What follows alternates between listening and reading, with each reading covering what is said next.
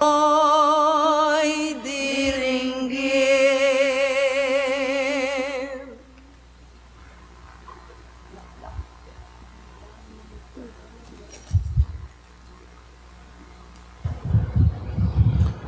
Sa ngalan ng Ama at ng Anak at ng Espiritu Santo, Amen.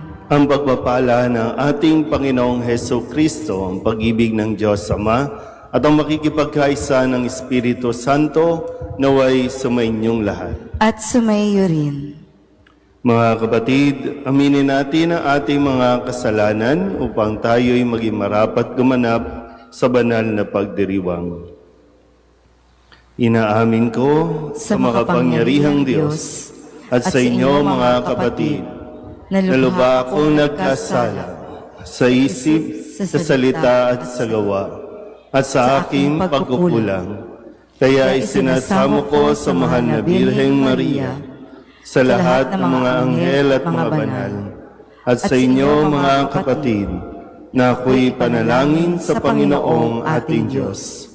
Kaawaan tayo ng makapangyarihang Diyos, patawarin sa ating mga kasalanan, at patnubayan tayo sa buhay na walang hanggan. Amen.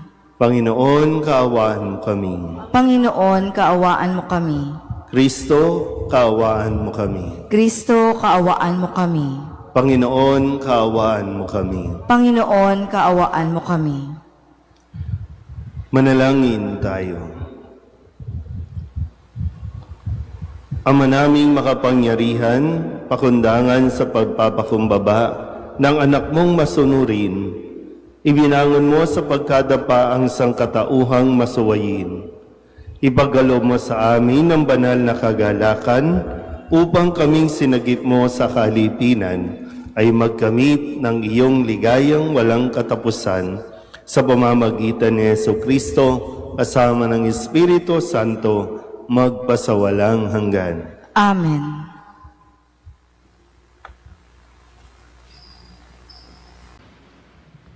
Pagbasa mula sa aklat ni Propeta Isaías. Ito ang sinasabi ng Panginoon. Humirang sila ng mga hari sa Israel, ngunit hindi sa pamamagitan ko. Naglagay sila ng mga pinuno, ngunit di ayon sa aking kagustuhan. Ang kanilang mga alahas na ginto at pilak ay ginawa nilang mga Diyos-Diyosan at ito ang kanilang sinamba. Itinatakwil ko ang guyang ginto ninyo, mga taga-Samaria. Nagpupuyos ang galit ko sa kanila. Kailan pa sila dapat parusahan? Ang Diyos-Diyosang iyan ay ginawa ng tao. Hindi iyan Diyos. Kaya't ang guyan ng Samaria ay magkakadurog-durog. Hangin ang kanilang inihasik at ipo-ipo ang aanihin nila. Ang nakatayong mga trigo'y walang uhay, kaya't walang makukuhang harina. At kung magbunga man, iyon ay lalamunin lamang ng mga dayuhan. Dahil sa pagpaparami ng mga dambana, naging daan iyon para dumami ang kasalanan ng Efraim. Sumulat noon ako ng 10,000 kautusan. Ito'y pagtatawanan lamang nila. Mahilig silang maghandog, naghahain sila ng karne at kinakain nila ito. Ngunit hindi nalulugod sa kanila ang Panginoon. Gugunatain niya ang kanilang kalikuan at parurusahan sila dahil sa kanilang mga kasalanan. Sila'y magbabalik sa Ehipto. Ang salita ng Diyos. Salamat sa Diyos. Ang tugon po sa bawat saknong ng salmo. Israel na bayan ng Diyos, papupurihan mong siyang lubos. Ulitin po natin. Israel na bayang Diyos, papupurihan mo siyang lubos. Ang Diyos namin nasa langit, naroon ang Diyos namin, at ang kanyang ginagawa ay kung ano ang ibigin. Ginawa sa ginto't pilak ang kanilang mga Diyos, sa kanila'y mga kamay, nitong tao ang nag-ayos. Israel na bayan ng Diyos, papurihan mo siyang lubos. Totoo nga at may bibig, ngunit hindi magsalita at hindi rin makakita, mga matang sadyang-sadya at hindi rin makarinig ang kanilang mga tainga, ni hindi rin makaamoy ang ginawang ilong nila. Israel na bayan ng Diyos, papurihan mo siyang lubos. Totoo nga na mayroong kamay, ngunit walang pakiramdam. Mga paa ay mayroon din, ngunit hindi maihakbang. Ang gumawa sa kanila at pati ang nagtiwala, sana ay makatulad din ang gayong Diyos na gumawa. Israel na bayan ng Diyos, papurihan mo siyang lubos. Ikaw, bayan ng Israel, magtiwala sa Panginoon. Siya ang iyong sanggalang, laging handa na tumulong. Kayong mga saserdote, sa Diyos ay magtiwala, kayo'y kanyang iingatat, ilalayo sa masama. Israel na bayan ng Diyos, papurihan mo siyang lubos. Aleluya, aleluya. Ako'y pastol na butihin, kilala kong tupang akin, ako'y kilala nila rin. Aleluya, aleluya. Sumainyo ang Panginoon. At sumayo rin. Ang mabuting balita ng Panginoon ayon kay San Mateo. Papuri sa iyo, Panginoon. Noong panahong iyon, dinala kay Jesus ang isang piping inaalihan ng demonyo. Pinalayas ni Jesus ang demonyo at nakapagsalita ang pipi. Namangha ang mga tao at sinabi nila, kailanmay walang nakitang katulad nito sa Israel. Datapwat sinabi ng mga Pariseo, ang prinsipe ng mga demonyo ang nagbigay sa kanya ng kapangyarihang magpalayas ng mga demonyo. Nilibot ni Jesus ang mga bayan at nayon at nagturo sa mga sinagoga. Ipinangaral niya ang mabuting balita tungkol sa paghahari ng Diyos at pinagaling ang mga may sakit, anuman ang kanilang karamdaman. Nang makita niya ang napakaraming tao, nahabag siya sa kanila sapagkat sila'y lito at lupaypay, parang mga tupang walang pastol. Kaya sinabi niya sa kanyang mga alagad, sagana ang aanihin, ngunit kakaunti ang mag-aani. Idalangin ninyo sa may-ari ng anihin na magpadala siya ng mga manggagawa sa kanyang aanihin. Ang mabuting balita ng Panginoon. Pinupuri ka namin, Panginoong Hesukristo. Isang magandang umaga po sa inyong lahat. Magandang umaga po. Ngayon po ay Martes ng 14 na linggo sa karaniwang panahon. Sa ating ebanghelyo, narinig natin ang pagpapatuloy ng mga gawain ni Jesus, ang magpalayas ng mga masasamang demonyo, masasamang espiritu sa mga sumasapi sa mga tao, ang magpahayag ng mabuting balita, magpagaling, at ganoon din naman ang magtalaga o humirang ng iba pang mga gagawa at gaganap ng kanya rin pong mga ginagawa. Pero dito po sa katotohanan, sa kanya pong mga ginagawang mabubuti, magaganda, mga pagtulong, mayroon laging dalawang comments. Una ay yung matutuwa sila, ma-appreciate nila ang ginagawa. Mayroon din namang ang iba ay hindi matutuwa sa kanilang ginagawa. Kaya nga sabi dito, may mga tao, ang sabi nila, kailanman wala kaming nakitang katulad nito sa Israel. Then, sumunod dito, ang sabi, sinabi ng mga Pariseo, ang prinsipe ng mga demonyo ang nagbigay sa kanya ng kapangyarihang magpalayas ng mga demonyo. Pero ang sumunod na bahagi, nilibot ni Jesus ang mga bayan at nayon, nagturo, nagpagaling, nagpahayag ng paghahari ng Diyos. Ano po ang magandang mapagnilayan natin dito? Una ay dapat malinaw sa atin kung ano at kung bakit natin ginagawa ang mga ginagawa nating lalong-lalo na ang pagtulong sa kapwa. Malinaw ba talaga sa atin na talagang ito ay pagtugon natin sa panawagan ng Diyos?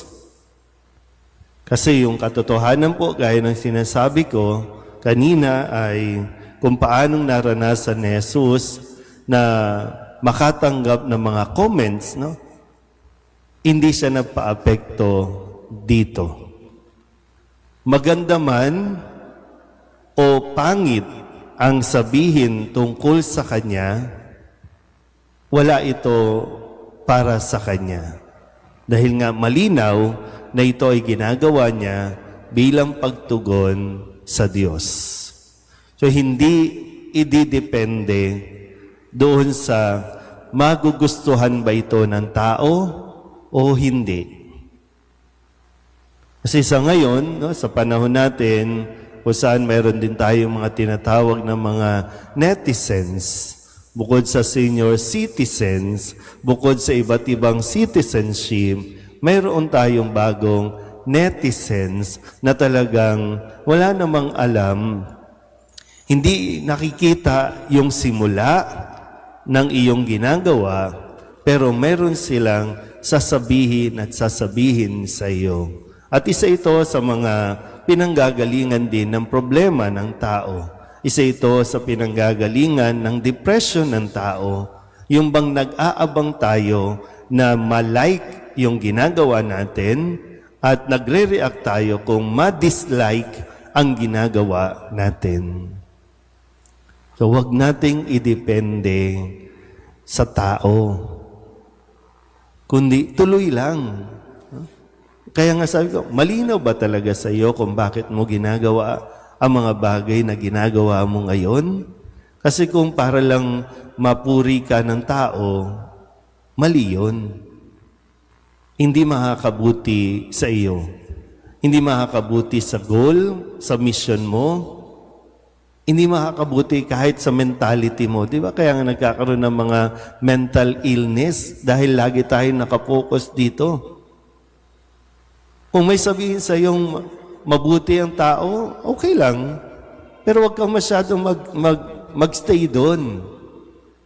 Lalong-lalo na kung mayroong sabihin sa iyo ang tao na hindi maganda, deadmahin mo lang. Tuloy ka lang sa iyong pagtulong, tuloy ka lang sa ginagawa mong. Basta ito yung alam mo na itinuturo ni Kristo. Ito yung alam mo na ayon sa mga aral ni Kristo. Palakpakan ka man ng tao o batuhin ka man ng tao, wala dapat yan sa iyong isipan. Kasi kung ganyan ng ganyan, hindi mo rin matatapos ang iyong misyon. Mapipigilan ka, mahihinto ka. Kung hindi ka man madala sa ospital, madadala ka sa mental hospital. Dahil sa kakaisip mo na dapat kang magustuhan at kakaisip mo sa mga taong hindi ka talaga nagugustuhan at hindi natutuwa sa iyong ginagawa. Amen?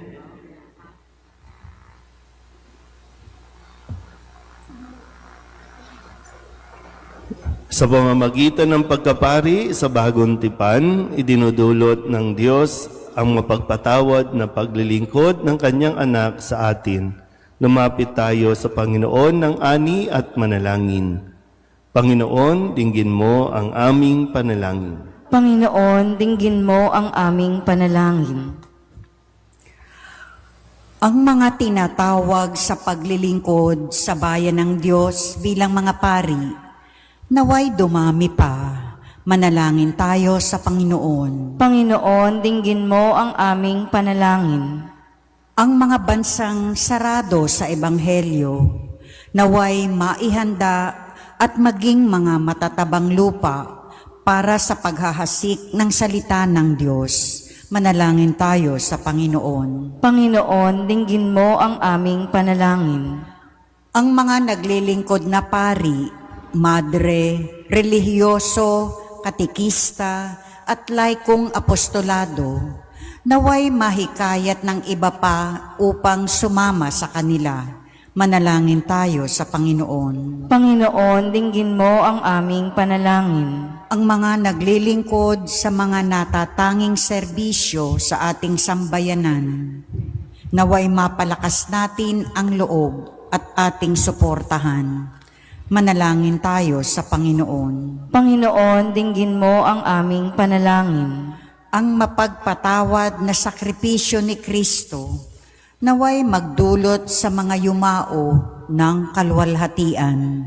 Manalangin tayo sa Panginoon. Panginoon, dinggin mo ang aming panalangin. Idulog din natin sa Panginoon ang ating mga personal na kahilingan at mga panalangin para sa ating mga pamilya. Kasama din ang mga kahilingan ng mga nanonood sa online. Lahat ng mga misang pasasalamat, special na intensyon, agarang paggaling ng mga may sakit, tang lahat ng mga kaluluwa na inihiling na ipagdasal sa misang ito.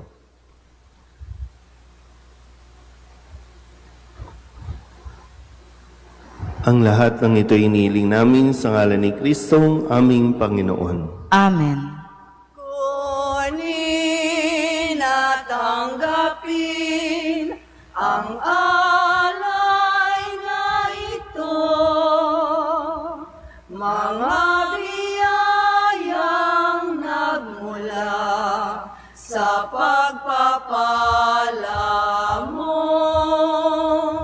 Tanda ng bawat pusong pagkat inibig mo, ngayon'y nananalig, nagmamahal sa'yo.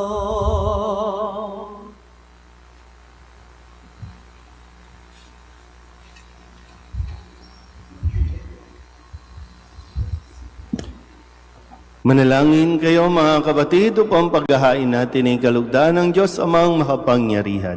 Tanggapin nawa ng Panginoon itong paghahain sa iyong mga kamay, sa kapurihan niya at karangalan sa ating kapakinabangan at sa buong sambayanan niyang banal. Ama naming lumikha, ang paghahain namin sa iyong ngalan ay siya nawang sa amin dumalisay upang ito ay maging pagganap araw-araw ng aming paglipat sa buhay sa kalangitan sa pamamagitan ni Jesucristo kasama ng Espiritu Santo magpasawalang hanggan. Amen. Sumainyo ang Panginoon. At sumaiyo rin. Itaas sa Diyos ang inyong puso at diwa. Itinaas na namin sa Panginoon. Pasalamatan natin ang Panginoong ating Diyos. Marapat na siya ay pasalamatan. Ama naming makapangyarihan, tunay ngang marapat na ikaw ay aming pasalamatan sa iyong paglingap at kagandahang loob. Ang tao'y nilikha mo at pinangangasiwa sa sansinukob. Sa hangad mong siya'y iwastong lubos, siya'y pinagdusa mo sa kanyang pagtalikod. Sa iyong paggiliw, iyong ipinahintulot na makabalik siya sa pamamagitan ni Kristo Jesus. Kaya kaisa ng mga anghel na nagsisiawit ng papuri sa iyo, nang walang humpay sa kalangitan, kami nagbubunyi sa iyong kadakilaan. Santo, Santo, Santo, Panginoon Diyos ng mga hukbo, napupuno ang langit at lupa ng kadakilaan mo, o sana sa kaitaasan. Pinagpala ang naparirito sa ngalan ng Panginoon, o sana sa kaitaasan. Ama naming banal, ikaw ang bukal ng tanang kabanalan. Kaya't sa pamamagitan ng iyong Espiritu, gawin mong banal ang kaloob na ito upang para sa aming maging katawan at dugo ng aming Panginoong Heso Kristo. Bago niya pinagtiis ang kusang loob na maging handog, hinawakan niya ang tinapay, pinasalamatan kaniya, pinaghati-hati niya iyon, iniabot sa kanyang mga alagad at sinabi, "Tanggapin ninyong lahat ito at kanin, ito ang aking katawan na ihahandog para sa inyo."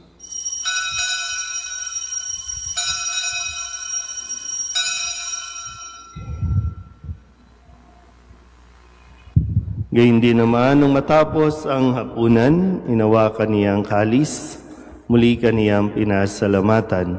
Iniabot niya ang kalis sa kanyang mga alagad at sinabi, "Tanggapin ninyong lahat ito at inumin. Ito ang kalis ng aking dugo, ng bago at walang hanggang tipan. Ang aking dugo na ibubuhos para sa inyo at para sa lahat sa pagpapatawad ng mga kasalanan. Gawin ninyo ito sa pag-alaala sa akin."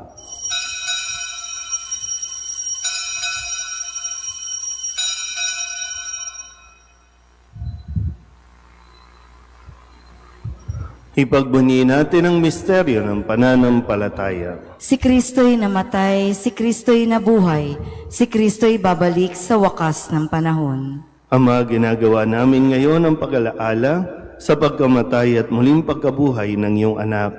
Kaya tiniaalay namin sa iyo ang tinapay na nagbibigay buhay at ang kalis na nagkakaloob ng kaligtasan. Kami nagpapasalamat dahil kami iyong minarapat na tumayo sa harap mo para maglingkod sa iyo.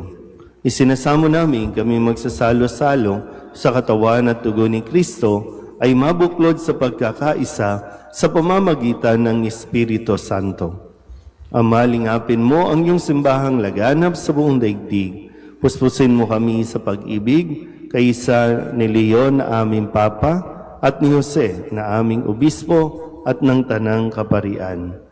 Alalahanin mo sina John, Jay at Saturnina na tinawag mo mula sa daigdig na ito. Nung sila'y binyagan, sila'y nakaisa ni Kristo sa pagkamatay. Ngayong sila'y pumanaw, naway makaisa sila ni Kristo sa pagkabuhay. Alalahanin mo rin ang mga kapatid naming nahimlay na may pag-asang sila'y muling mabubuhay, gayon din ang lahat ng mga pumanaw. Kawaan mo sila at patuloyin sa iyong kaliwanagan. Kawaan mo at pagindapating kaming lahat na makasalo sa iyong buhay na walang wakas. Kaysa ng mahal na Birheng Maria na ina ng Diyos, ng kabiyak ng puso niyang sa San Jose.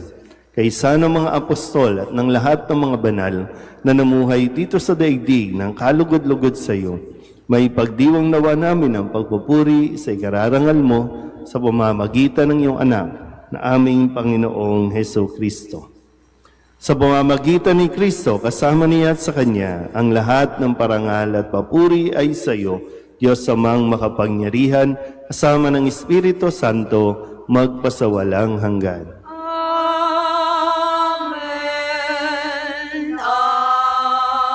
Amen. Amen.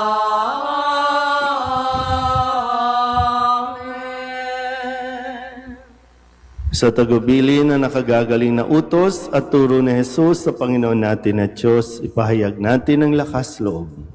Ama namin, sumasalangit ka, sambahin ang ngalan mo.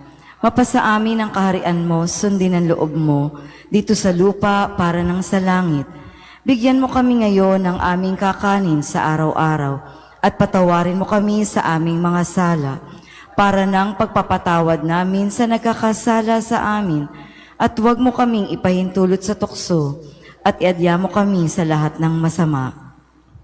Hinihiling namin kami iadya sa lahat ng masama, pagkalooban ng kapayapaan araw-araw, iligtas sa kasalanan at ilayo sa lahat ng kapahamakan, samantalang aming pinananabikan ang dakilang araw ng pagpapahayag ng tagapagligtas naming si Heso Kristo. Sapagkat iyo ang kaharian at ang kapangyarihan at ang kapurihan, magpakailanman. Amen. Panginoong Heso Kristo, sinabi mo sa iyong mga apostol, kapayapaan ang niiwan ko sa inyo, ang aking kapayapaan ang binibigay ko sa inyo.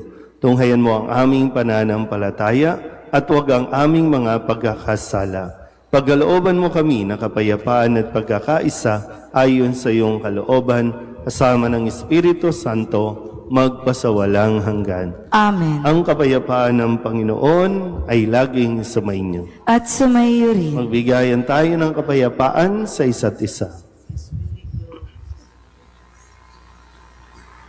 Kordero ng Diyos na nag-aalis ng mga kasalanan ng sanlibutan, maawa ka sa amin.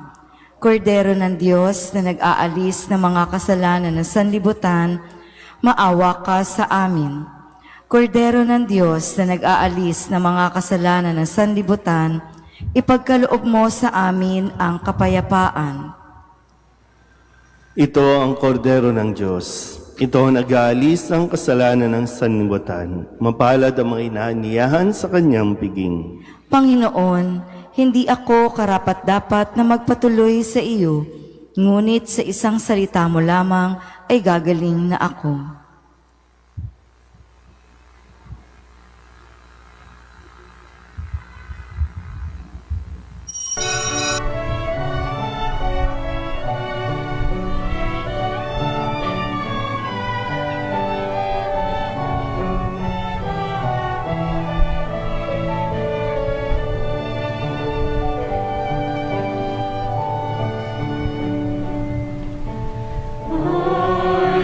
Listen to the Lord, will listen to the voice of His people, serve them with all my heart.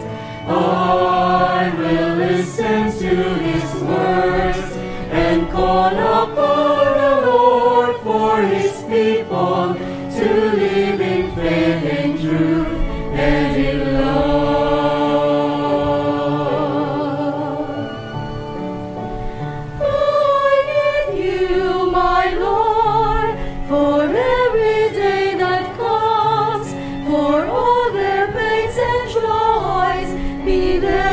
Understand, they may seek you, my Lord, and reach into your hands. May you comfort their sorrows and heal their wounded hearts. I will listen to the Lord, will listen to the voice of His people, serve them with all my heart.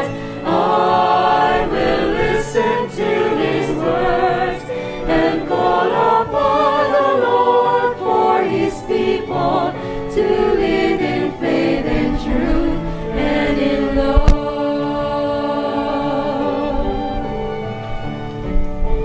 I commend you, my Lord, show them your truth and love.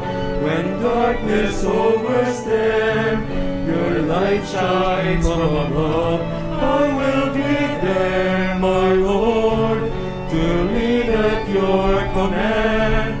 Together at one table, give them the bread of love. I will listen to the Lord, will listen to the voice of His people, serve them with all my heart. I will listen to His words and call upon the Lord for His people to live in faith and truth and in love. There are those who seek the lost and suffering, bind their wounds and bring them to your care. Oh Lord, I know that you're with them, embracing once again. Your love is all I bear.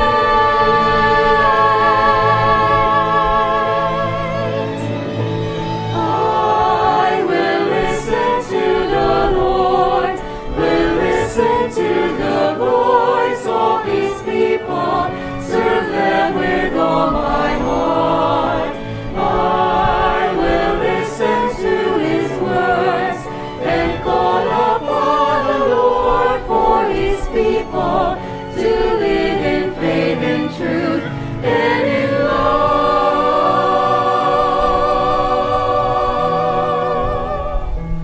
I will listen